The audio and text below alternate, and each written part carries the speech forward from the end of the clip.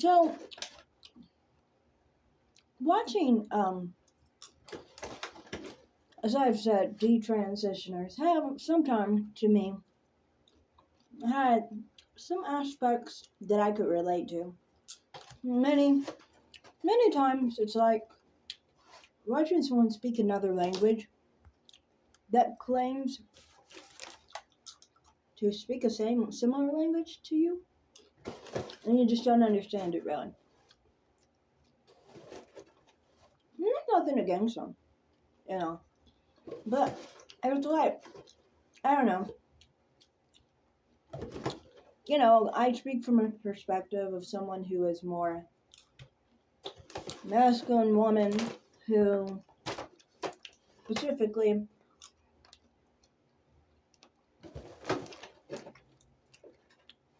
grew up kind of similar, I guess, to these type of people. Where, like go through that period where you question your gender. I never really questioned my gender, to be honest. Kind of knew, though. That's the thing. I never really questioned anything. Now, you would think, oh, you never questioned anything. That means you automatically thought you were a woman. But that's not it either. For me, it was kind of like an automatic the other way. But I was always like, now, even if you feel like you align with men more and so forth, what can you do about it? You know? But, you know, anyway, continue. Watch.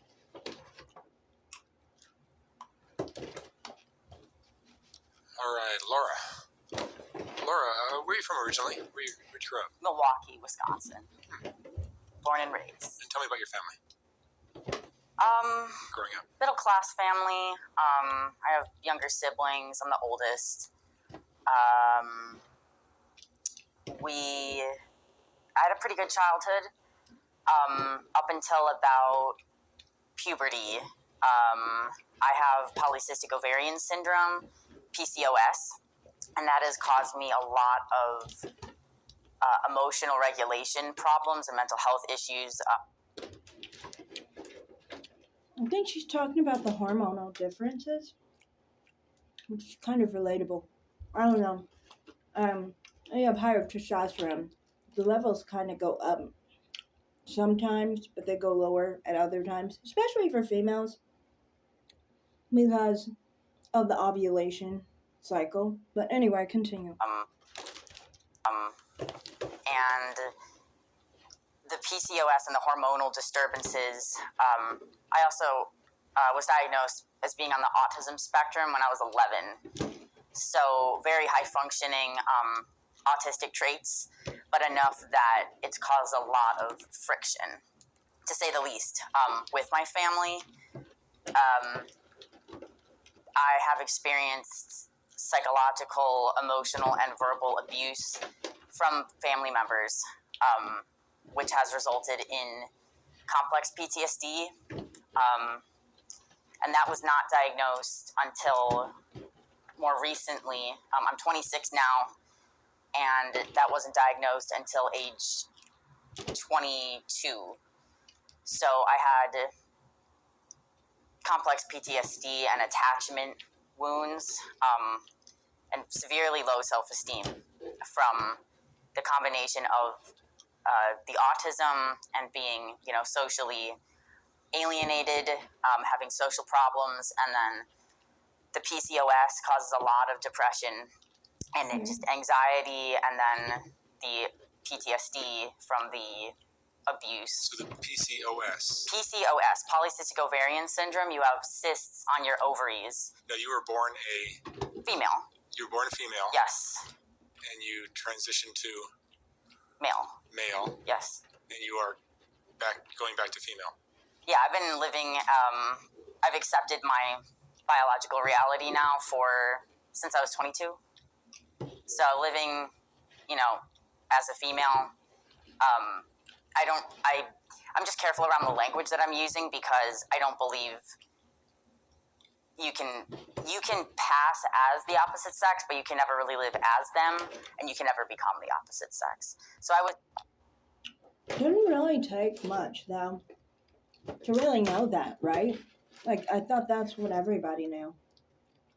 If you know the procedures being done, I mean, I'm happy.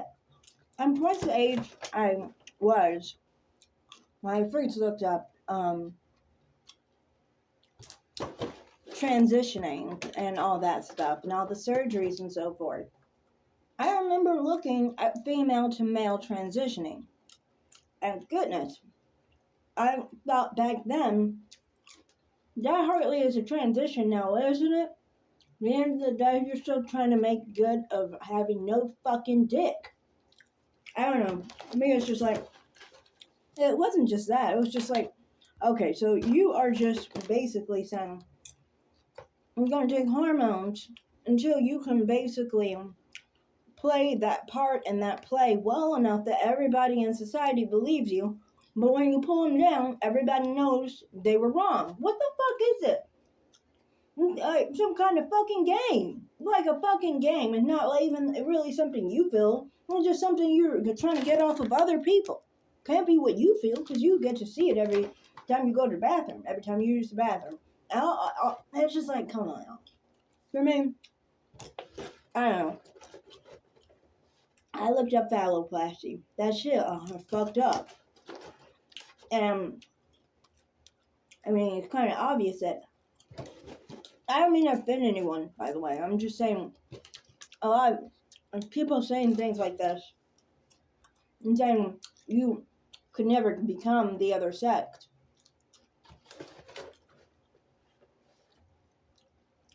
I don't know.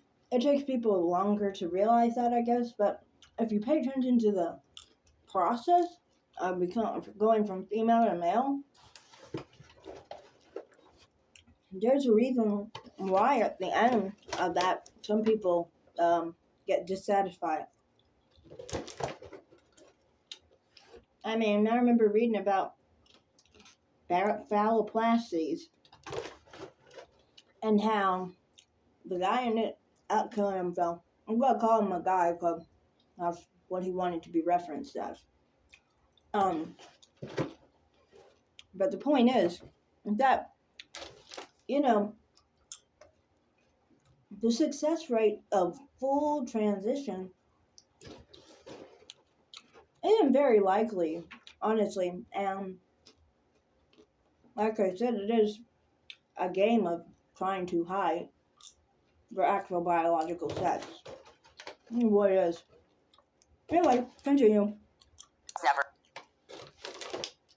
never male. I was just having an identity crisis, and I was identifying with this illusion of becoming the opposite sex in order to escape the reality of being itself, especially being a depressed and traumatized young woman.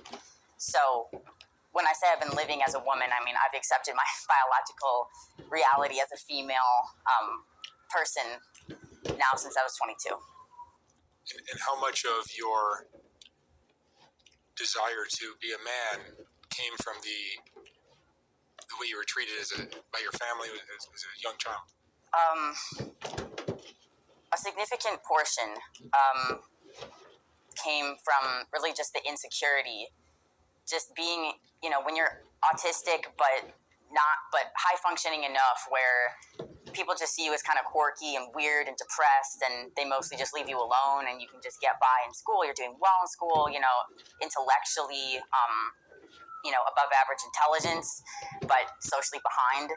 You really don't get any interventions. There aren't any interventions available to you. And so there's just layers and layers of alienation. And then the insecurity and the pain and the shame that comes from the childhood abuse and feelings of emotional abandonment, and not having safe attachments or relationships or friendships with anybody. I've been suicidal. I had suicidal ideation from the age of about 14, very severe. And so,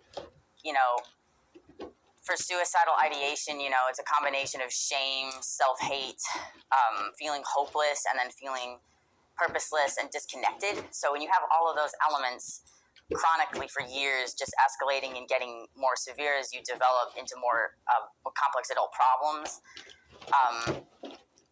you become more and more desperate for, a solution. And so I thought that, obviously I had many complex problems. They all come back to essentially feeling unloved and unlovable and hopeless of ever being loved and not knowing how to access love within myself or sort of create loving connections or purpose. And so those sort of existential things were, related to the abuse and related to the alienation and just being a very highly sensitive person, very neurotic. Those things in combination led me to want to escape that reality. And I started having gender dysphoria, symptoms of gender dysphoria, which is, just basically a desire to be the opposite sex, to live as the opposite sex, to have opposite sex characteristics, and loathing of an insecurity around your body and actual self. When I was about 15 or 16, I started identifying as genderqueer when I was 16, which kind of meant, essentially it just means androgynous. Pretty much every single gender identity just means androgynous. But genderqueer, I was like, okay, I'm very queer and quirky, I'm kind of weird, and I'm androgynous. I used to be very tomboyish, when you're autistic, you're wearing really casual clothes, and when you're depressed, you don't want to, style your hair, do anything, so it's just very butch sort of appearance for a long time. And so I started... Yeah, I don't get that. Like, some people are like that. And I think that actually has to do with the feminine energy, they say. If you're in your natural feminine energy, you're supposed to, when you're in a good mood, basically,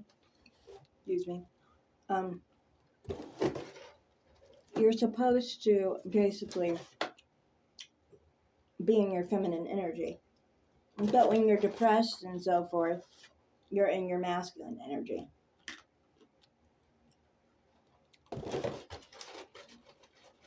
But for me, I find if I'm depressed, I'm in my feminine energy. I don't know why that is, but for me, that's how I am. I was like, if I'm depressed, I'll be in my feminine energy. But if I'm in my masculine energy, I'm definitely not depressed. Maybe it's that could have to do with hormones, but because honestly, when you're on your cycle, your testosterone does go up. I mean, it lowers at other times. So, I don't know. Anyway, go ahead. To experience more and more self-hate, and I started having feelings of gender dysphoria and becoming aware of the concept of gender dysphoria, because before that I was just, all these symptoms are symptoms of many conditions. That's the thing about gender dysphoria, is there's so many overlapping symptoms and traits that people often project all of these different traits and symptoms onto this one diagnosis that often is a sign of other things, like I said, depression, anxiety, autism, PCOS, and PTSD. So I also then had more confusion when I was a teenager, because I started having one-sided sort of situationships and unrequited loves for gay male friends of mine. And I had 3 consecutive instances of this, so kind of like love addiction stuff. So you were attracted to gay men? I was attracted to men, but it's just that I happened to be friends with gay men, I guess, because I'm a creative person. I was friends with people who are like theater adjacent people and theater kids and stuff. So the gay men. It's pretty normal for women to be attracted to men. You expected. Sometimes those men are gay, you know. I continue. And I found a lot of camaraderie with them because we were creative, we were, expressive, humorous, but also we were attracted to men. And I'm a very passionate person. I'm a very sexual person. And with PCOS and autism, it has a little bit more of a male typical sexual proclivity. So, for example, how women typically don't watch porn as much as men, or certain things. I had a very male, like visual, pornographic interest. I watched a lot of porn, and I was very, very sexual. Had a lot of sexual energy, and very open about it.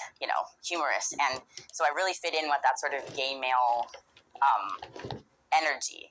And, being sort of naive, I guess I didn't have the experience to understand that women can also be, especially women who are autistic or have PCOS, more testosterone. They can be horny, they can be very sexual. It doesn't mean that they're gay men or that they can't find a place as this type of woman. And that's essentially what it comes down to is I felt like I could not exist as myself. I felt that I was so alienated, so much shame, so kind of off from other people that there was no way that I would be able to integrate and find love and happiness as myself, as this type of woman, as a kind of funky person, a woman, female. And so I thought, if it's possible to change, because, there's a myth that it's possible to change, and if you sort of believe that illusion that you can change and that gender doesn't matter, sex doesn't matter, it's a spectrum, all this sort of unscientific stuff, you're going to, sort of feel like you can just pick and choose, what you want to be, which is just not realistic. So I thought that I should be clear, I never believed that I was a man, like trapped in a woman's body. I felt like what would make the most sense, would be most prudent for me, would be to try to live as a gay man, that would make sense to me with my personality and my sexual preference, my romantic preference. And while there is some logic to that, obviously it's still impossible. Number one, it's impossible. It's also very... Yeah, most importantly, it's impossible. But to me, my thing is with this is that a lot of people kind of have this mentality where they think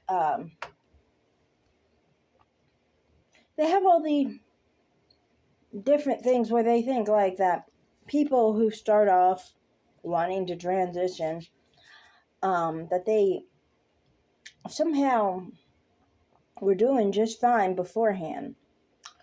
People were doing just fine with them as a man, as a woman, as whatever sex they're born. I'm not, we don't include intersex people in this conversation because of obvious reasons. But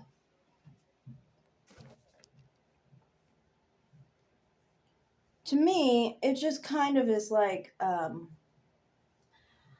feel like a lot of the time with this whole situation that people have this whole idea that they think that the people who were specifically thinking of transitioning, that they were specifically accepted as the previous sex they were presenting as, the gender they were presenting as their biological sex without trying to hide it.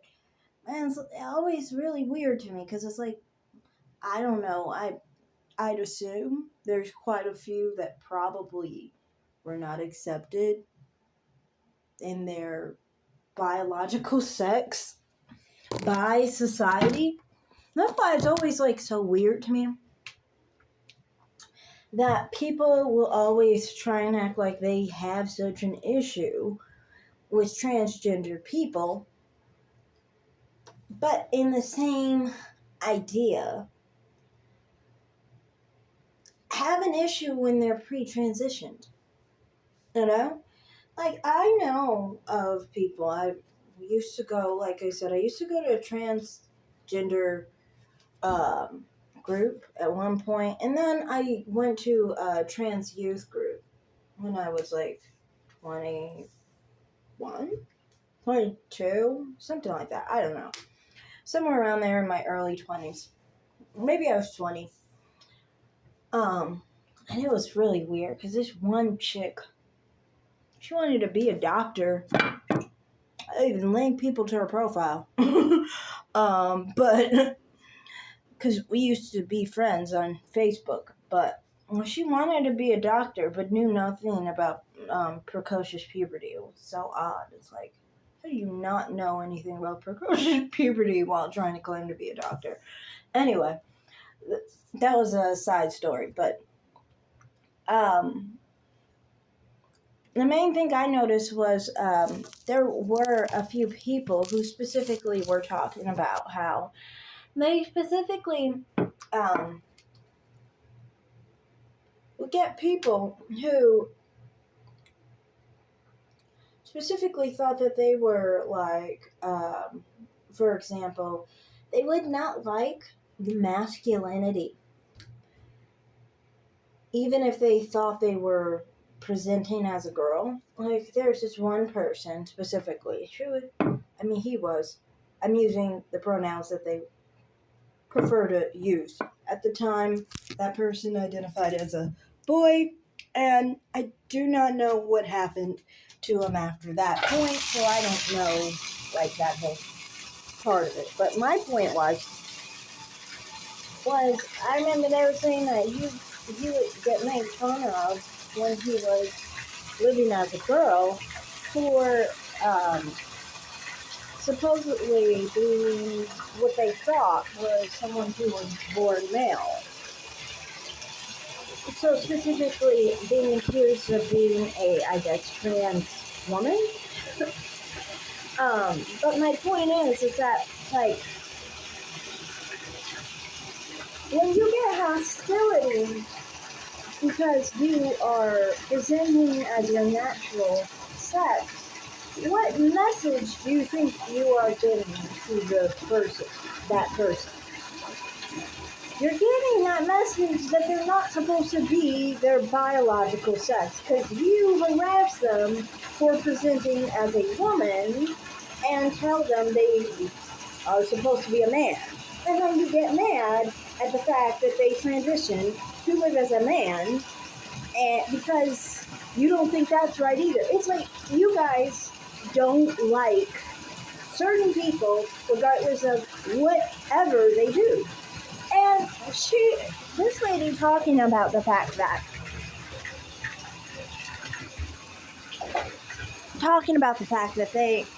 she specifically felt like, she was isolated and like she was not accepted as a woman she was at the time.